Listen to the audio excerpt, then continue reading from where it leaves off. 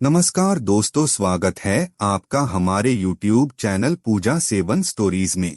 जय श्री कृष्ण दोस्तों, आज हम आपको इस वीडियो में बताएंगे उन संकेतों के बारे में जिससे आपको ये पता चलता है कि आपके मंत्र जाप की ऊर्जा बढ़ रही है। पहला संकेत, शरीर की थकान से परे आत्मा की जागृति। जब साधक साधना में गहराई से उतरता है तो एक समय आता है जब शरीर थकावट का अनुभव करता है, अंग शिथिल पड़ने लगते हैं, मन कहता है अब विश्राम कर लो। परंतु यही वह क्षण होता है जब आत्मा जागने लगती है। शरीर की सीमा पर पहुंचकर आत्मा की असीम ऊर्जा का आभास होने लगता है। साधक अनुभव करता है कि उसकी चेतना शरीर के बंधनों को तोड़ रही है, एक अदृश्य शक्ति उसे थामे हुए है। मन की चंचलता शांत होने लगती है और भीतर से एक स्पष्ट पुकार आती है, अभी मत रुको। यह थकान एक परीक्षा है जो यह परखती है कि साधक बाह्य कष्टों से ऊपर उठकर अंतःकरण की गहराई में प्रवेश कर सकता है या नहीं। जैसे जैसे साधक इस थकान को पार करता है, वह देखता है कि थकान का बोझ हल्का हो रहा है और एक नवीन ऊर्जा का संचार हो रहा है। यह ऊर्जा स्वयं ब्रह्मांड से आती है, जो साधक को उसकी साधना में उच्चतम शिखर तक ले जाने के लिए तत्पर रहती है। दूसरा संकेत, शरीर में सहज ऊर्जा प्रवाह का अनुभव होना। जब साधक पूर्ण निष्ठा और श्रद्धा के साथ साधना के पथ पर अग्रसर होता है तो एक विशेष अवस्था में उसके भीतर ऊर्जा का एक स्वाभाविक और सुखद प्रवाह महसूस होने लगता है। यह कोई सामान्य उत्तेजना नहीं होती, बल्कि शांत, स्थिर और आनंददायक लहर की भांति शरीर में संचरित होती है। यह ऊर्जा सिर से लेकर पैरों तक कभी गर्माहट के रूप में तो कभी हल्की शीतलता या कंपन के रूप में महसूस होती है। साधक को यह अनुभव कराकर ईश्वरीय शक्ति मानो संकेत देती है कि अब उसका सूक्ष्म तंत्र जागृत हो रहा है। यह ऊर्जा बाहरी नहीं, भीतर से ही उदित होती है, जैसे कोई सुप्त नदी अचानक प्रवाहित हो उठी हो। यह संकेत साधक को यह भरोसा दिलाता है कि उसकी साधना अब केवल मानसिक अभ्यास नहीं रही, बल्कि उसके शरीर और चेतना के हर अंश में दिव्यता का संचार हो रहा है। ऐसे में साधक को चाहिए कि वह इस ऊर्जा को ध्यान और संयम से और अधिक प्रबल बनाए, क्योंकि यही ऊर्जा उसे उच्च आध्यात्मिक अनुभवों की ओर अग्रसर करेगी। तीसरा संकेत, आत्मिक संगीत का उदय। जब साधक की साधना प्रगाढ़ होने लगती है तब एक अद्भुत अनुभव उसे प्राप्त होता है। भीतर से आत्मिक संगीत की मधुर ध्वनि सुनाई देने लगती है। यह कोई बाहरी ध्वनि नहीं होती, न किसी वाद्य यंत्र की, न किसी मानव की आवाज। यह ध्वनि सीधी साधक के अंतःकरण से प्रस्फुटित होती है। जैसे जैसे साधक ध्यान की गहराइयों में उतरता है, यह संगीत कभी मृदंग की तरह गूंजता है, कभी वीणा की तरह मधुर, तो कभी ओंकार की अनाहत ध्वनि में बदल जाता है। यह दिव्य संगीत साधक को भीतर तक आनंदित कर देता है और उसकी साधना में नई ऊर्जा का संचार करता है। यह अनुभव इस बात का संकेत है कि साधक की चेतना अब उच्च स्तर पर आरोहण कर रही है। ऐसे क्षणों में साधक को चाहिए कि वह पूरी श्रद्धा से अपनी साधना को और प्रगाढ़ बनाए, क्योंकि यह आत्मिक संगीत साक्षात ब्रह्मा का संदेश है जो उसे अपनी ओर बुला रहा है। यह संकेत साधक के लिए आंतरिक पुष्टिकरण बन जाता है कि वह सही मार्ग पर है और उसकी तपस्या रंग ला रही है। चौथा संकेत, दिव्य सुगंध का अनुभव। साधना के मार्ग पर बढ़ते हुए एक ऐसा अद्भुत क्षण आता है जब साधक बिना किसी बाहरी कारण के दिव्य सुगंध का अनुभव करने लगता है। यह कोई सामान्य इत्र या फूलों की खुशबू नहीं होती, बल्कि यह उस अदृश्य लोक से आती है जहां साधक की चेतना प्रवेश कर रही होती है। यह सुगंध इतनी मधुर, इतनी विशुद्ध होती है कि साधक का चित्त उसी में रमने लगता है। ध्यान के समय या साधारण जीवन में भी अचानक यह दिव्य सुगंध महसूस होती है, जैसे किसी अदृश्य उपस्थिति ने साधक को आशीर्वाद भेजा हो। यह संकेत करता है कि साधक की ऊर्जा अब सूक्ष्म स्तर पर काम कर रही है और देवत्व उसके निकट आ रहा है। इस दिव्य गंध का प्राकट्य साधक के भीतर संतोष और स्थिरता लाता है, जिससे वह अपने मार्ग पर और भी दृढ़ता से बढ़ सके। यह अनुभव साधक को यह भरोसा दिलाता है कि उसकी साधना अब केवल प्रयास मात्र नहीं रही, बल्कि ईश्वरीय अनुकंपा का प्रतीक बन चुकी है। पांचवा संकेत, स्वप्नों में दिव्य संकेत मिलना। जब साधक की साधना गहरी होने लगती है तो उसकी चेतना जागृत अवस्था तक सीमित नहीं रहती। रात्रि के समय जब शरीर विश्राम कर रहा होता है, तब भी साधक की अंतरात्मा साधना में लगी रहती है। ऐसे में साधक को स्वप्नों के माध्यम से दिव्य संकेत मिलने लगते हैं। ये स्वप्न साधारण नहीं होते, इनमें या तो किसी गुरु, देवता या दिव्य प्रकाश का दर्शन हो सकता है, या फिर कोई गूढ़ संदेश प्राप्त हो सकता है जो उसके साधना पथ को स्पष्ट करता है।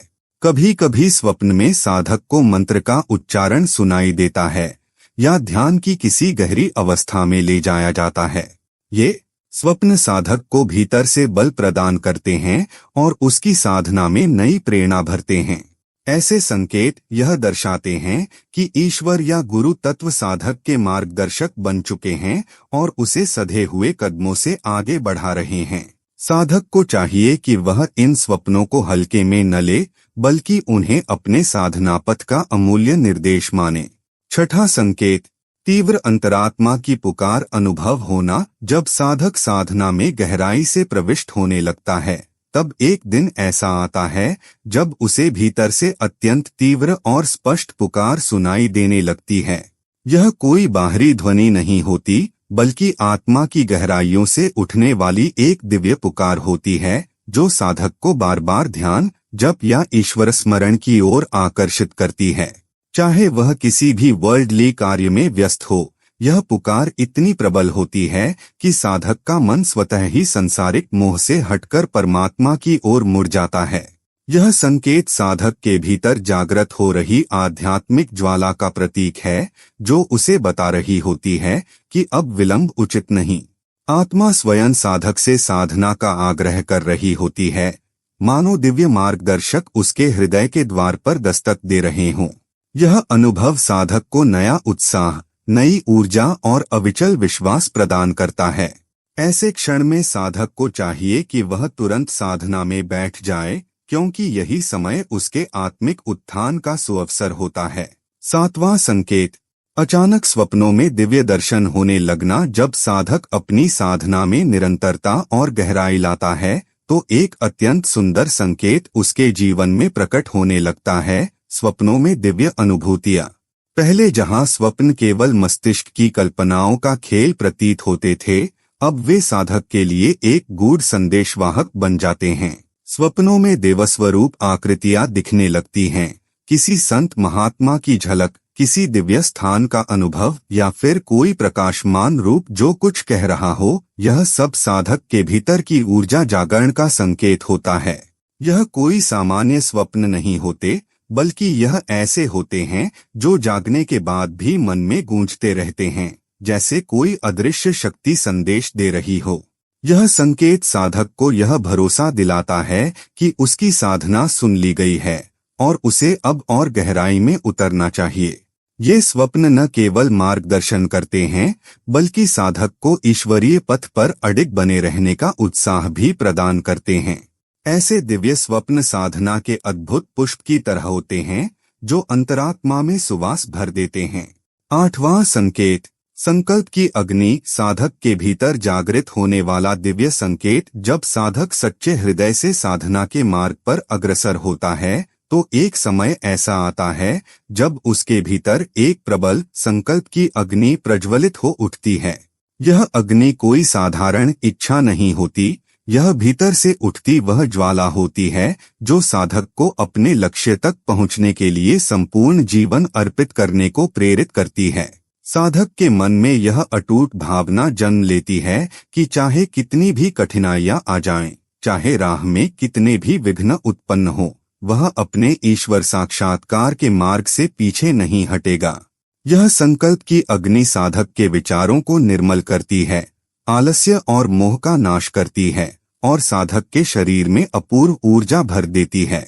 रात को नींद में भी साधक यही अनुभव करता है कि कोई शक्ति उसे साधना के लिए पुकार रही है। यही वह क्षण होता है जब साधक जान जाता है कि उसकी साधना अब केवल प्रयास नहीं अपितु जीवन का उद्देश्य बन चुकी है। इस दिव्य संकेत को पहचानिए और अपने भीतर की अग्नि को शांत न होने दीजिए।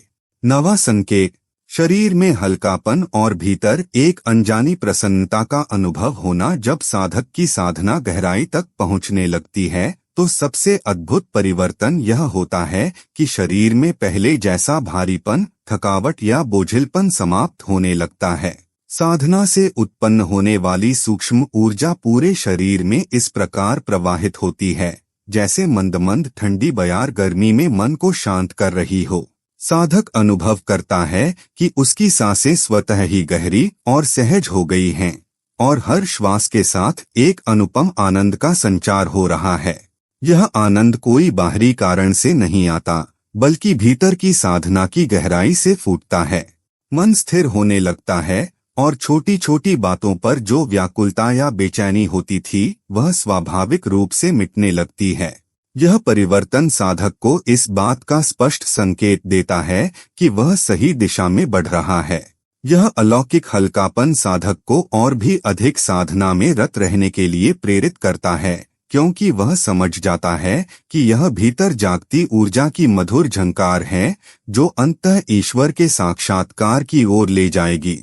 उम्मीद करते हैं कि आपको इस वीडियो से कुछ नया जरूर सीखने को मिला होगा। आपको वीडियो कैसी लगी हमें कमेंट बॉक्स में जरूर बताएं। अगर वीडियो के दौरान मुझसे कोई गलती हो गई हो तो मैं माफी चाहता हूं। दोस्तों, हमारे चैनल पर और भी अच्छी वीडियोस है, उन्हें भी जाकर आप जरूर देखें। लिंक जो है वह आप डिस्क्रिप्शन बॉक्स में चेक कर सकते हैं। जो अक्सर डेली हमारी वीडियोस देखते हैं उन सभी का दिल से शुक्रिया। दोस्तों, अगर आपको ये वीडियो अच्छा लगा तो कृपया करके वीडियो को लाइक और कमेंट बॉक्स में हर हर महादेव जरूर लिखें और वीडियो को शेयर जरूर करें और चैनल को सब्सक्राइब करें। धन्यवाद। ओम नमः शिवाय।